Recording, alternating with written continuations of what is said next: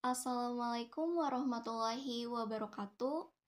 Video kali ini saya akan membahas tentang UAS Himpunan dan Logika. Di sini saya telah menyediakan dua soal tentang UAS Himpunan dan Logika yang dimana soal tersebut saya ambil dari UAS Himpunan dan Logika tahun kemarin. Tanpa berlama-lama, marilah kita mulai pembahasannya. Untuk soal yang pertama, yaitu periksalah dengan nilai kebenaran apakah pernyataan berikut merupakan tautologi, kontradiksi, atau kontingensi, yang dimana pernyataannya yaitu C konjungsi A, implikasi B, konjungsi negasi A, implikasi negasi B, implikasi C. Nah, untuk soal seperti ini kita dapat menyelesaikannya menggunakan tabel kebenaran singkat. Untuk pernyataannya sendiri dapat kita selesaikan seperti kita menyelesaikan soal penjumlahan atau pengurangan yang dimana yang di dalam kurung terlebih dahulu yang diselesaikannya. Nah, di sini juga saya mencantumkan langkah-langkah untuk menyelesaikan soal seperti itu. Yang pertama, soal tersebut dapat diselesaikan menggunakan tabel kebenaran singkat, yang apabila hasil akhirnya benar semua, maka pernyataan tersebut dapat dinyatakan sebagai pernyataan tautologi. Dan apabila hasil akhirnya salah semua, maka pernyataan tersebut dapat dinyatakan sebagai pernyataan kontradiksi. Dan apabila hasil akhirnya campuran ada benar dan ada salahnya, maka pernyataan tersebut dapat dinyatakan sebagai pernyataan kontingensi. Nah, untuk langkah yang kedua, karena kita menggunakan tabel ya, jadi tidak terlepas dari jumlah kolom dan jumlah barisnya. Nah, untuk jumlah kolom itu dapat disesuaikan dengan pernyataannya. Dan untuk jumlah barisnya dapat menggunakan rumus 2 pangkat N, yang dimana N itu merupakan jumlah premis, tetapi bukan premis negasi. Dan langkah yang ketiga yaitu memperhatikan tabel konjungsi dan implikasi. Nah, dilihat dari pernyataan pada soal tersebut hanya ada konjungsi dan implikasi. Maka dari itu saya hanya mencantumkan tabel konjungsi dan implikasi saja. Nah, untuk pembahasannya yaitu saya menyediakan tabel utama ya, yaitu tabel kebenaran singkat. Nah, tadi kan jumlah kolom itu ditentukan dengan pernyataannya, yang dimana di sana ada C, konjungsi A, implikasi B, konjungsi negasi A, implikasi negasi B, implikasi C. Nah, jadi itu dipisah-pisah satu-satu karena nanti kita akan menyelesaikannya dengan pribadi-pribadi gitu. Nah, untuk yang jumlah baris, tadi kan rumusnya itu 2 pangkat N, yang dimana N-nya itu kan 3. Di sana premis yang tidak bersifat negasi itu kan hanya ada A, B, dan C. Berarti 2 pangkat 3 adalah 8, sehingga kita membentuk barisnya itu 8. Nah, untuk baris sendiri itu ada polanya. Di sana saya menuliskan premis A yang memiliki B menurun sebanyak 4 kali dan S menurun sebanyak 4 kali. Dan untuk premis B, saya menuliskan selang-seling yang dimana BB, SS, BB, SS. Nah, untuk C itu selang-seling BS, BS, BS, BS. Untuk yang negasi sendiri itu kita menuliskannya berkebalikannya dari yang positifnya. Jadi kan kayak misalnya negasi A itu kan kita menuliskannya kalau di A mah B, B, B, B, S, S, S, S. Nah, kalau di negasi A mah kan kita nulisnya S dulu sebanyak 4 kali menurun. Setelah itu B 4 kali menurun. Jadi kayak kebalikannya gitu kalau negasi mah. Nah, ini sudah menjadi ketentuannya karena ketiga ini merupakan premis yang berbeda. Untuk warna pada tabel kebenaran tersebut, saya menuliskan berbeda karena warna abu itu saya selesaikan terlebih dahulu karena kurung di dalam kurung. Setelah itu saya mengerjakan kolom yang berwarna biru dan setelah itu saya menyelesaikan kolom yang berwarna kuning yang dimana kolom kuning merupakan hasil akhirnya. Untuk tabel abu sebelah kiri, kita memperhatikan tabel konjungsi. Dan untuk kolom abu sebelah kanan, kita memperhatikan tabel implikasi.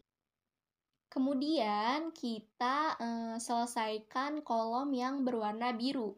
Untuk kolom biru yang sebelah kiri, kita memperhatikan tabel konjungsi yang dimana P itu kolom pertama dan Q itu kolom ketiga, sehingga hasilnya kita tulis di tabel biru sebelah kiri. Terus untuk tabel biru sebelah kanan, kita memperhatikan tabel implikasi yang dimana P-nya itu adalah kolom abu sebelah kiri dan Q-nya adalah kolom abu sebelah kanan. Setelah itu kita menyelesaikan yang kolom kuning, yang dimana kolom kuning ini memperhatikan tabel implikasi P-nya itu kolom biru sebelah kiri dan Q-nya itu adalah kolom biru sebelah kanan. Nah, setelah menemukan hasilnya nih yang di kolom kuning itu kan hasilnya B semua ya, sehingga dapat disimpulkan bahwa pernyataan C konjungsi A implikasi B konjungsi negasi A implikasi negasi B implikasi C merupakan pernyataan tautologi. Untuk soal yang kedua, yaitu dengan menggunakan aturan penarikan kesimpulan dan aturan penukaran, susunlah bukti formal validitas argumen berikut. Nah, di sini ada pernyataan-pernyataan yang nantinya akan menghasilkan premis C, yang akan menghasilkan C gitu. Nah, di sini menggunakan aturan penarikan kesimpulan dan aturan penukaran, sehingga langkah yang pertama itu harus mengetahui aturan penukaran dan penarikan kesimpulan dengan baik dan benar.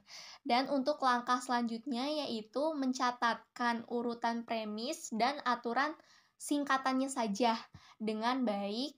Dan langkah selanjutnya yaitu pastikan urutan premis tercatat semua saat kita selesai mengerjakannya. Nah, untuk lebih lanjutnya kita ke pembahasan. Untuk soal tersebut, setelah saya coba mengerjakannya, di sana hanya memuat 3 aturan penukaran dan 3 aturan penarikan.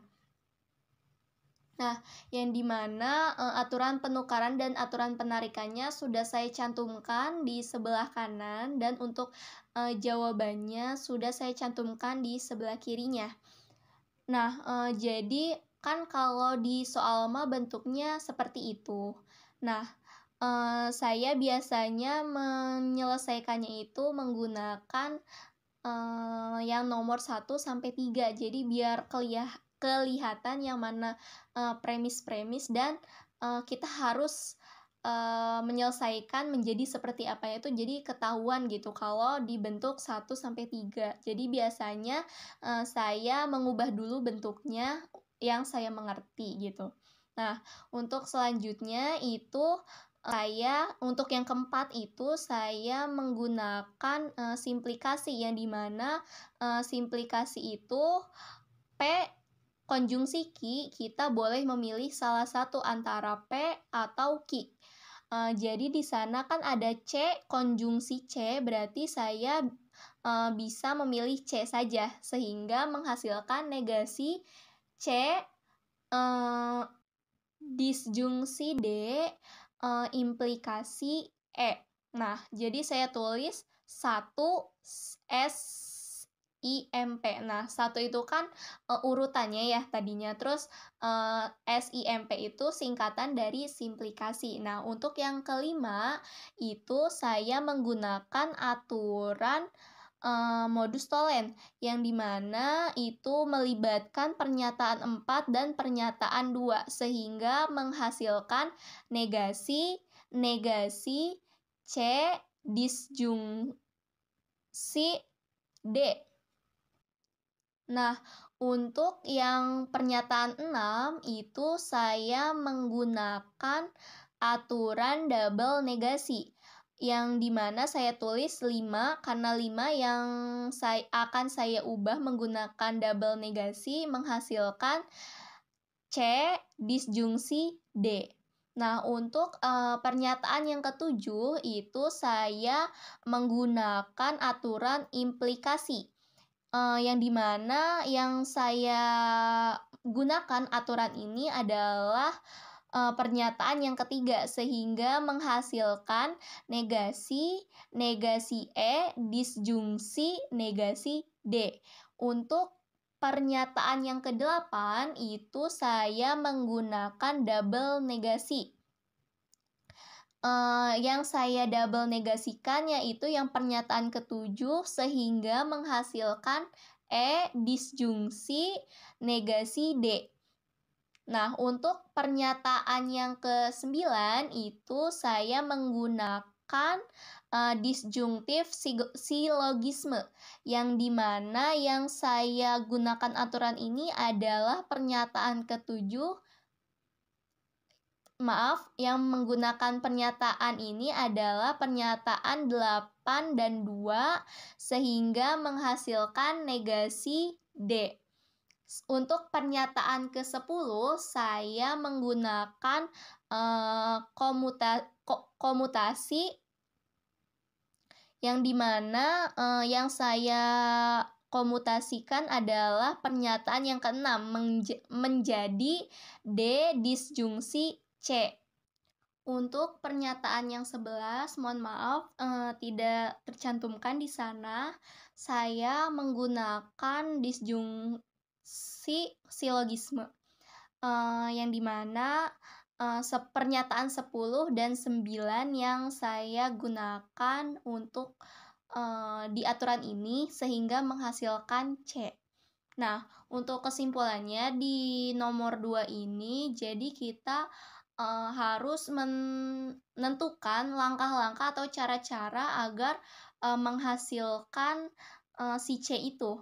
Nah, jadi ini sekreatif kita, namun hasilnya harus yang seminimal mungkin. Nah, setelah itu kan tadi ada aturan kita harus mengurutkan kembali apakah sudah tercatat semua premis-premisnya. Nah, kita lihat di sebelah kanan itu kan ada 1, 4, 2. Nah, itu harus kita urutkan harus sampai 10. Nah, di sana udah ada 1, 2, 3, 4, 5, 6, 7, 8. Dan kebetulan tadi 9, 10-nya itu ada di 11. Sehingga urutan ini atau penyelesaian ini dapat dibenarkan karena sudah mencakup atau sudah memenuhi langkah-langkah. Oke, di sini juga saya menyediakan tabel kebenaran.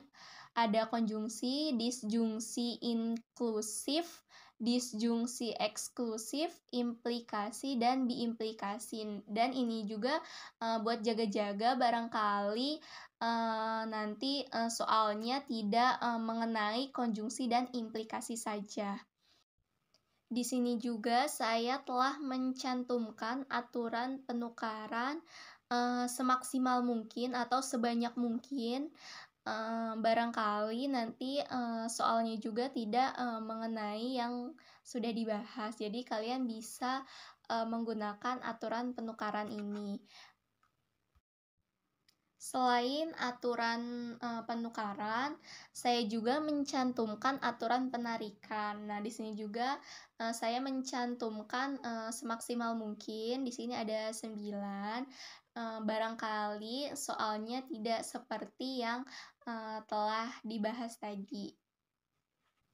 Terima kasih telah menyimak videonya dengan baik. Semoga apa yang telah disampaikan dapat dimengerti. Mohon maaf sebelumnya tidak bisa menggunakan kursor secara langsung dikarenakan ada problem.